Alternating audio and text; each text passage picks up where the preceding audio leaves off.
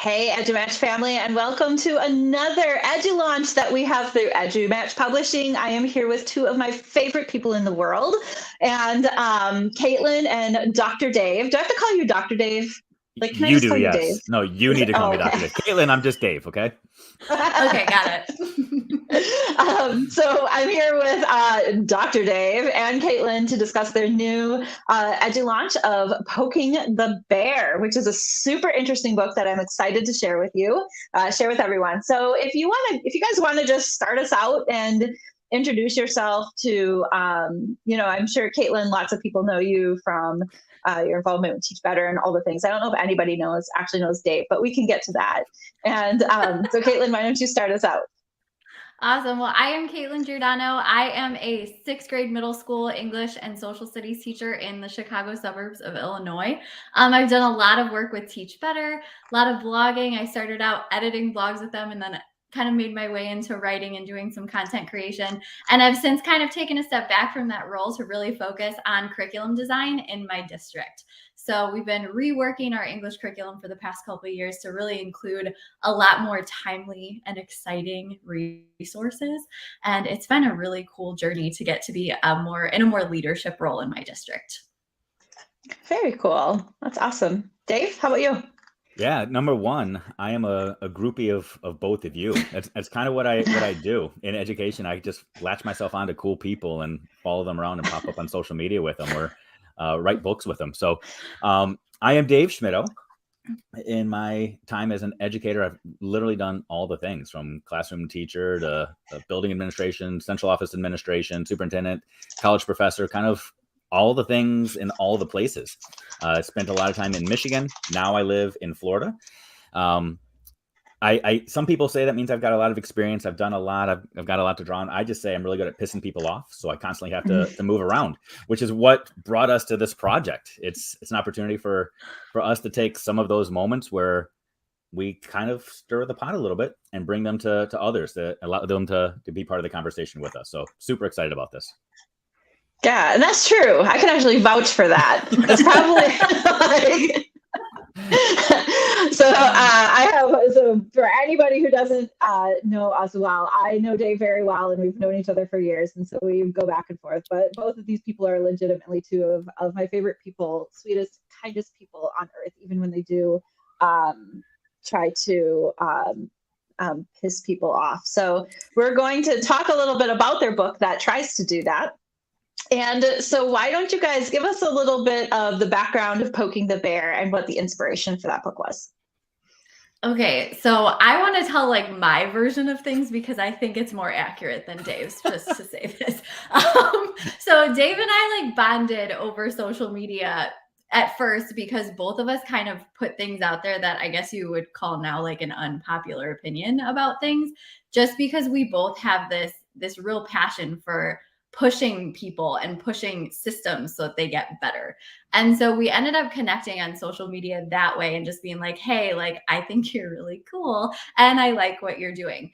To be totally honest, I was like, oh my God, this guy is like way cool. He's published books and like presents at all these places. So I'm like following him. And then he sent me a message and we just kind of started chatting from there. And then eventually we got to the point where we were both working at Teach Better at the same time. So we got to interact a lot more.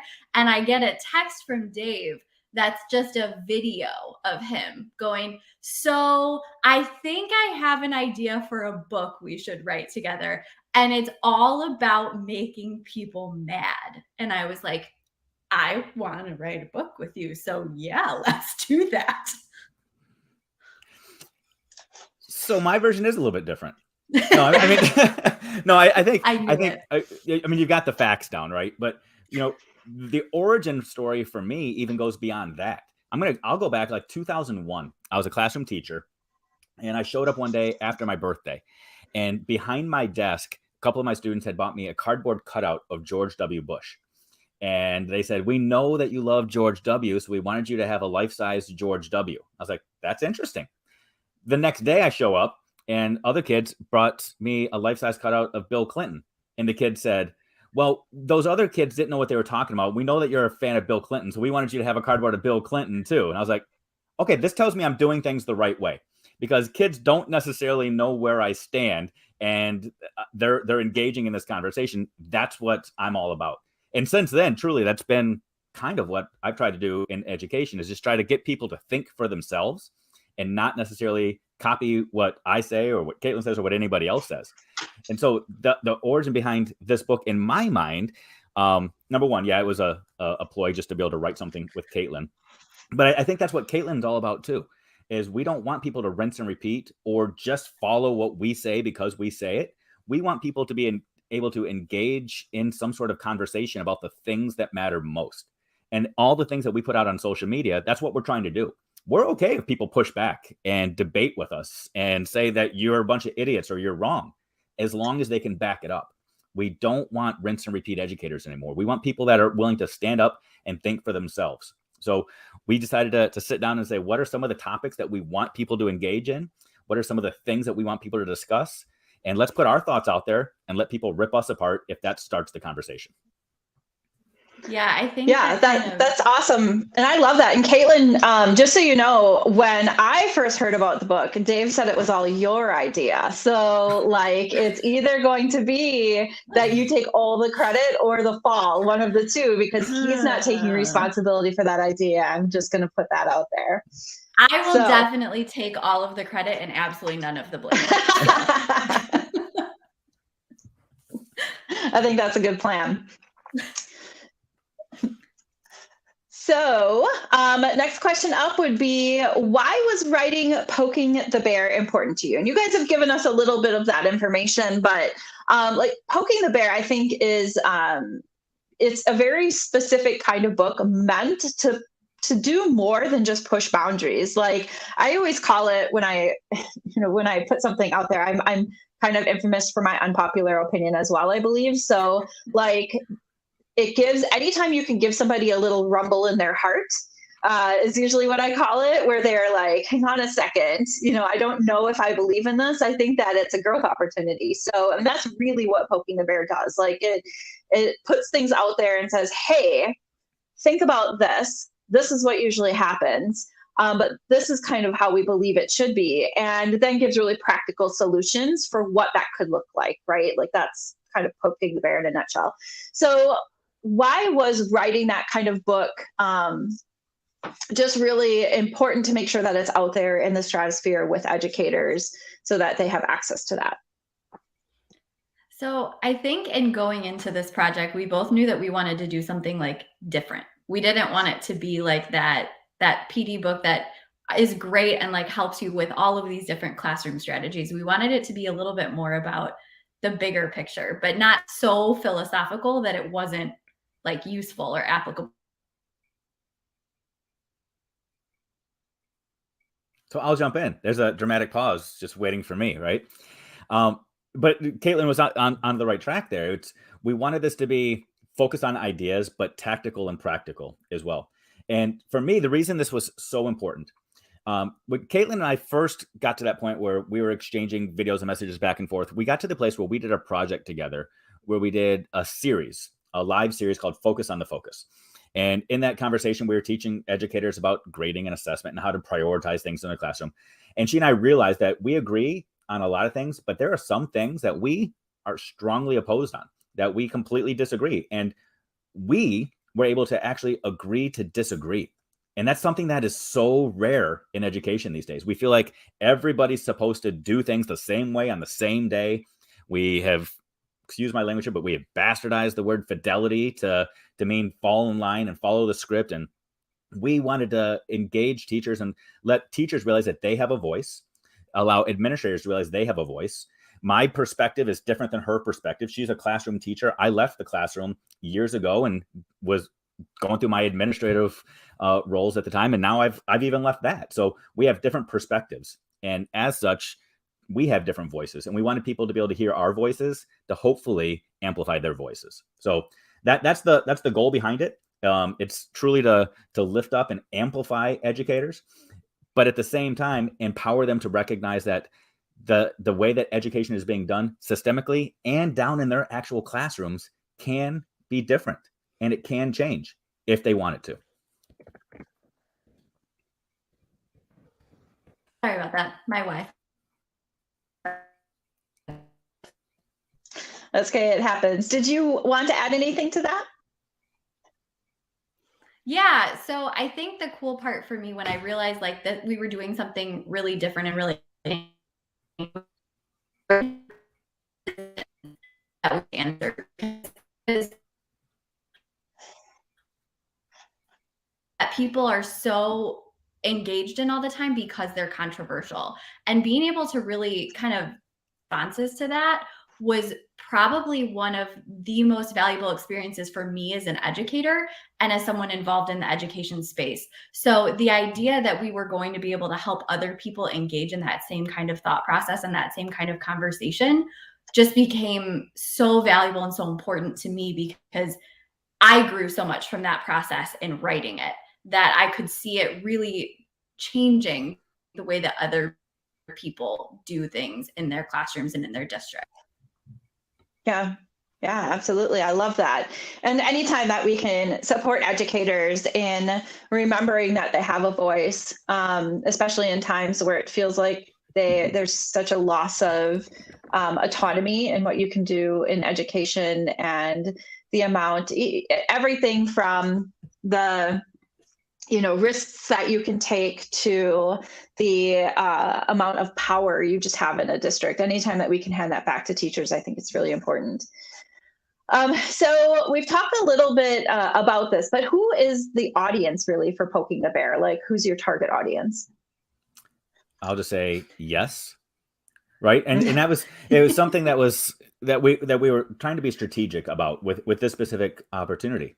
There are a lot of people in education who say, I would change things if I could. And then we tend to point the finger up and point the finger down. But we forget the fact that in education, everybody is a middle manager.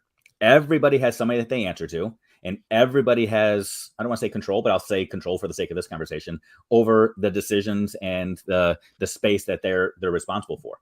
So we were very strategic to make sure that the things that we were talking about, the things that we were putting pen and paper to write about, were things that anybody in any role can not only think about, but can actually do something about. Whether you're a classroom teacher, a building administrator, a central office administrator, a board member, a college professor, a parent, a community member that just wants to see some things change differently, or those people that say, I think everything is spot on correct and we just need to continue with the status quo. Hopefully you'll read this and feel affirmed to stand behind your beliefs and back them up as well. So that's the goal.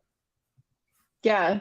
And I think too, like people so control is like a word that can be pushed back on quite a bit in education, right? Like, I think the difference being, like, you may not have control, but you may have influence. So you might not be the ultimate decision maker, but banded together, teachers have a huge amount of influence that they don't often lean into and voice and use that influence. So while they might not have that control over the final decision, they do have influence over the information people get in order to make that. And I think that that's really important as well. And so I love that. And then we're gonna like try and see if Katelynn can pop back on here. She's having some Wi-Fi issues, and so we apologize for that, because we love to see her beautiful face and hear her voice. But just to kind of wrap us up here, what other resources do you have for readers, and where can they find you? So I'm going to give you an ironic answer to both of these. So for both Katelynn and I think the best place to connect with us is on social media, because from there we can engage in conversations. We can be engaged in private conversations in the DM, or we can have conversations with the masses.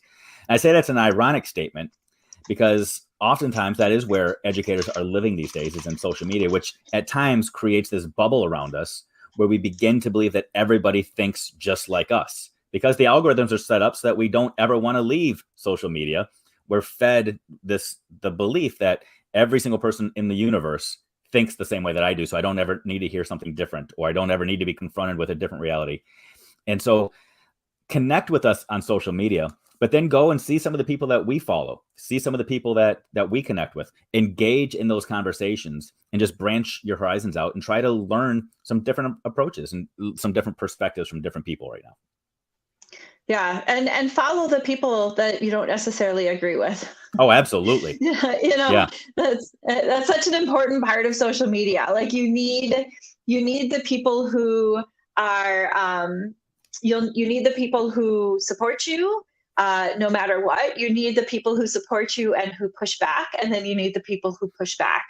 You need all of those, and it's, in some ways, it reminds me a little bit of, like, if you ever took debate in high school, and they tell you to know your perspective, they tell you to know your answer, right? But the other thing they tell you is they tell you to know the opposite. What is the counter argument going to be against you? They tell you to know both sides, and it's so important because both sides have facts.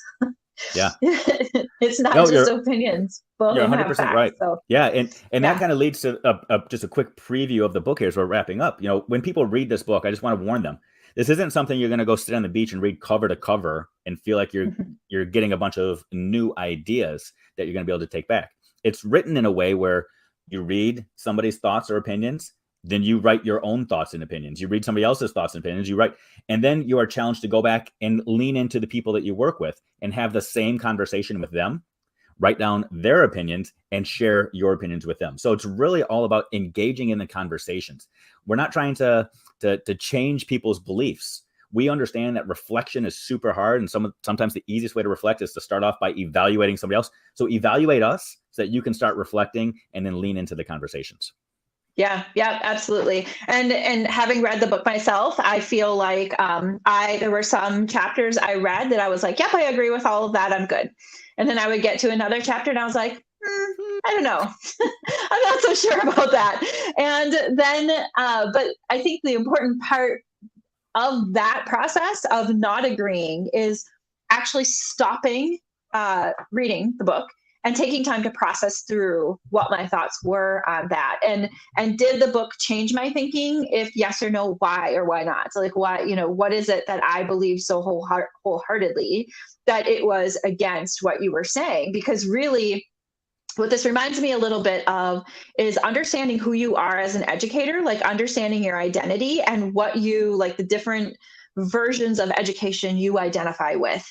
And if something is really pushing against that educator identity, it's always important to ask why and what core belief that kind of argues with or where that's not sitting well. So for that reason, it definitely is a book that you're going to have to take some processing time. You're not going to sit down and read it in a few days. It's going to take some time to process through some of the thoughts in that book for sure. Yeah. And even better, buy them in bulk for all of your teammates, right? Have everybody sit around to read them together. Yeah. Absolutely. And so we have, so Katelynn, again, unfortunately, she's having some Wi-Fi issues, but please do look up Katelynn as well. She is obviously the other author of the book, and we want to make sure that we celebrate her too for the launch that is today. And so then just to sort of wrap up, thank you so much, Dave, for being here. Katelynn, we miss you. Thank you for being here for the time that you could make it as well. And for any kind of a discount on bulk orders, please contact Dr. Sarah Thomas at edumatchbooks@edumatchers.org. We give a discount on only 10 books. Like, that's not even that many. And so if you buy 10 books, over 10 books or more, we give a discount on those bulk orders, and you can contact Sarah for that.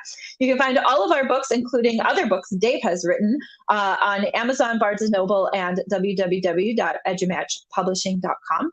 And so again, thank you, Dave, for being here. Congratulations on your launch. And to the rest of the EduMatch family, we hope you are well and having an amazing beginning to your school year.